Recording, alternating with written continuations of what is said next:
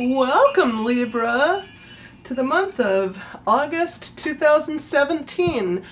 I'm Megan of North Star Astrology, and this is another general transits reading for those of you born with your sun, moon, and rising signs in Libra.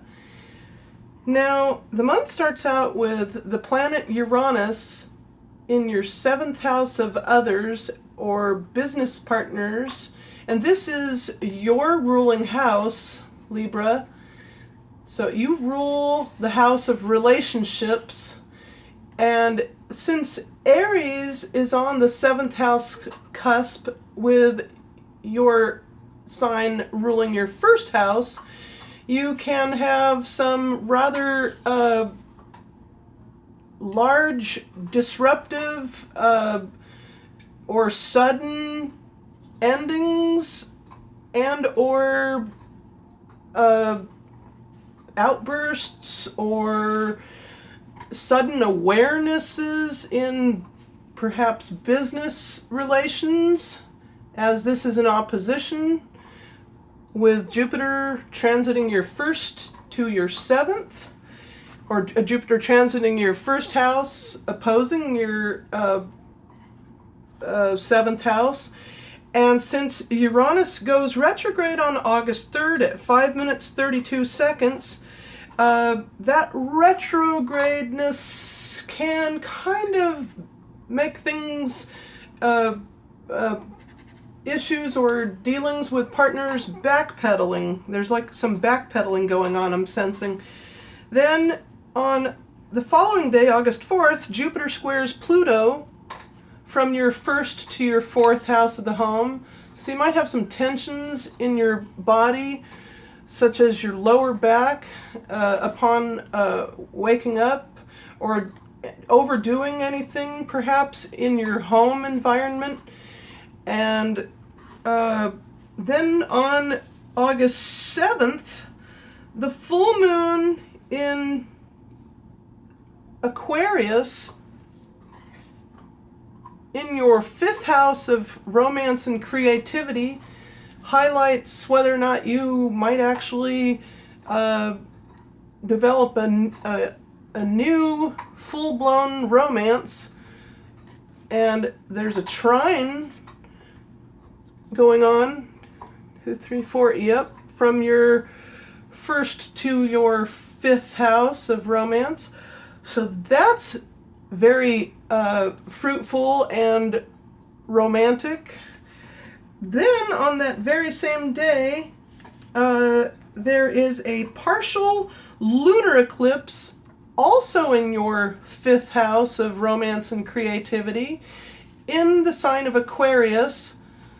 So you can have an opportunity to shine in the way of something humanitarian in a creative sense. And that happens on August 7th as well. Then Mercury goes retrograde in your 12th house on August 13th. Then the moon in its last quarter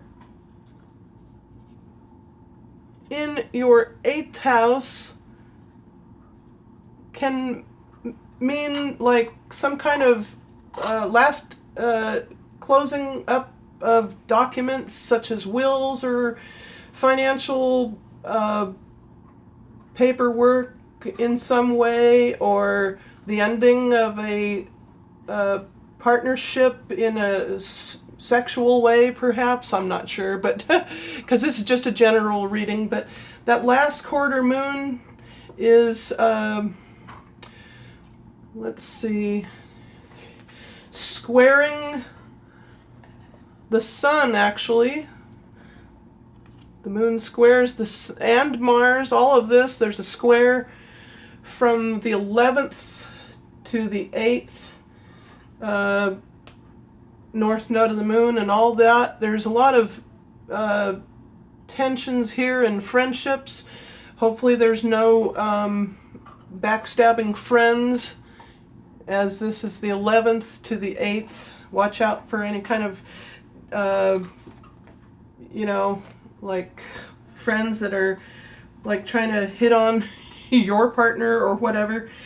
And then the new moon in Leo also happens in your 11th house of friendships. And there's a great deal of perhaps renewing of friendships, new friendships, creation of new friendships. And then on that very same day, the total eclipse in Leo happens along with the north node of the moon in Leo and the sun on August 21st at 21 minutes and 40 seconds. So you can bring out your inner child, be more playful, make new strides in a big way because it's a total lunar eclipse. Don't forget to watch and for using proper eye protection, watching and viewing the lunar eclipse. Then on August 22nd, the sun moves into Virgo, into your 12th house at the subconscious mind and the house of dreams. So this can make you a little bit more possibly reticent, but yet at the same time that's somewhat of a like a see when the sun was in Leo, it was a little bit more harmonious for you because air and fire work well with each other. But it kind of eases up things or makes things move. But anyhow, moving right along. Now, since Saturn has been retrograde since April 6th, 2017, it now goes direct in your third house of communications. And Libra, you're all about communications quite a bit. But you do need to learn to listen more with Saturn here, or try not to, or now actually you'll be able to be more direct and less inhibited with your talking and learning to listen skills. Bring out some of those in a fun-filled way. You'll be able to have a fruitful, more wise dialogue and learn to not only communicate and be less inhibited, but also learn to listen now that it goes direct in Sagittarius. Then the other thing is that Venus, your ruling planet, leaves Cancer and goes into Leo, also in your 11th house of friendships, on August 26th. Meanwhile, Jupiter sextiles Saturn, and that's a harmonious angle as well, coming from your first to your third house of the conscious mind and how you come across and communicate. And then lastly, the moon goes into its first quarter in your third house as well.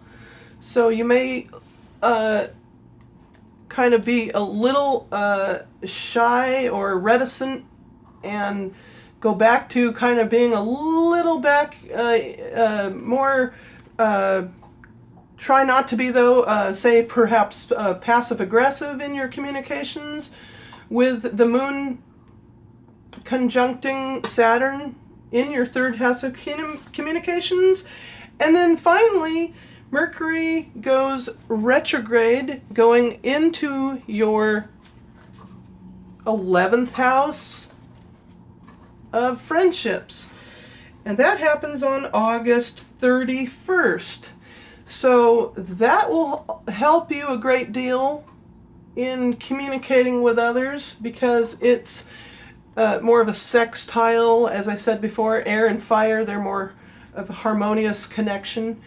Meanwhile, that is it for now, and I hope you enjoyed this reading.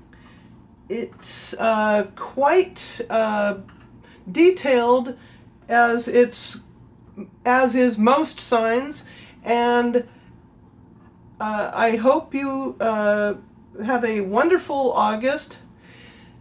However, feel free to like, share, and or subscribe to my readings, or my channel, and as I said, have a fantastic summer.